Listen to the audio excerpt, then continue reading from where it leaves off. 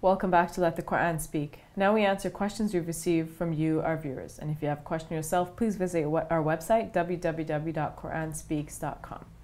Okay, Brother Shabir, the first question is about prayer and concentration. So this is an individual who is praying and trying to concentrate, but also finding solutions to possible work problems or life problems within the prayer itself. So this individual is wondering, is this acceptable? That in the prayer, instead of concentrating, they're thinking about other things, but finding good solutions to them.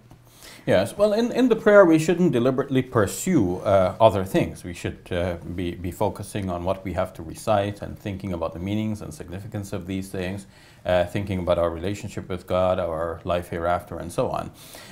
But having said that, the subconscious mind continues to work. So while we're concentrating on one thing, the subconscious mind may actually bring about a solution to something else. Executives know this because if they're pondering over a problem in the boardroom, then if they cannot find a solution, having left the boardroom and having gone to play golf, while they're playing golf and not even thinking about that problem, eventually the solution hits them. Bingo, there it is. Eureka, found it. So the subconscious mind continues to work on it even while we're in prayer. And I see this as one of the benefits of prayer. Many moments of inspiration do occur to the Muslim while he or she is in prayer. But how can one ensure that it's just a subconscious mind that's dealing with that and not, the actual conscious mind? Well, of course, if one starts thinking about other things, one should then redirect one's thoughts when one becomes aware of this. We don't want to go to the extent like it's being told in the apocryphal story where it is said that a man once complained that the number of cycles in the prayer was actually 3 instead of the usual 4.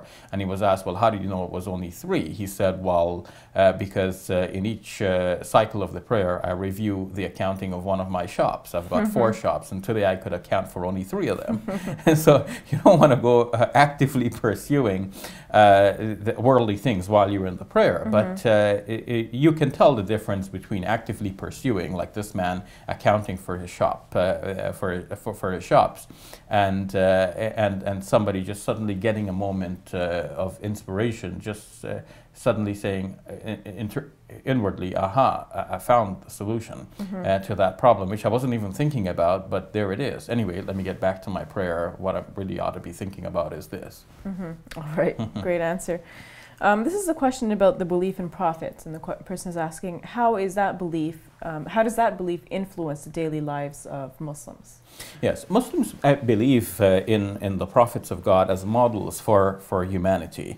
So by believing in the prophets, we actually shape our lives according to them. So when a Muslim, for example, falls on his face and prays, that mirrors the practice of Jesus as reported in the Gospel of Matthew in chapter 26, verse 39, where it says that Jesus fell on his face and prayed. It mirrors the example of Abraham, a great prophet of God. In the book of Genesis, chapter 17, verse 3, it says that he too fell on his face and prayed. So the Muslim, by believing in these prophets, actually lives a life that, or should live a life that mirrors not only the prayer of these prophets, but also their moral character, their goodness, their service to humanity, their care for the guidance of people.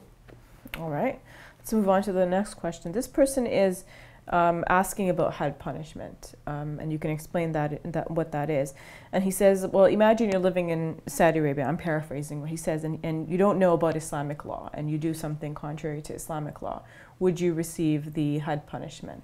Okay, so had punishment, had means a limit or border in Arabic, and this term comes to refer to certain specified punishments which are mentioned in the penal law, either in the Quran or some thing in the Hadith, something that is reported that the Prophet Muhammad, peace be upon him, instructed.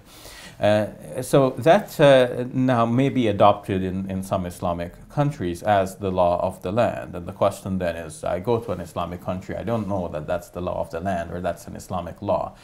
So I contravene the law, would I get the same punishment? Well, it will be up to those countries to decide how they deal with situations where people are ignorant of the law. But generally speaking, in terms of Islamic law, a doubt mitigates the punishment. So if it is thought that the person was not sane or the person was ignorant of the law, the person would be viewed differently. Of course, every law system, every legal system wants to make sure that people do not just simply make an excuse by pleading ignorance, whereas in fact they were in a position to know. So some judgment would have to be put into play to decide, is this person just simply playing with us, or was this person genuinely ignorant, in which case we need to educate the person rather than punish the person. All right, thank you for your time, Brother Shabir. You're welcome. And that's all the time we have. For updates and additional information, please visit our website, www.quranspeaks.com.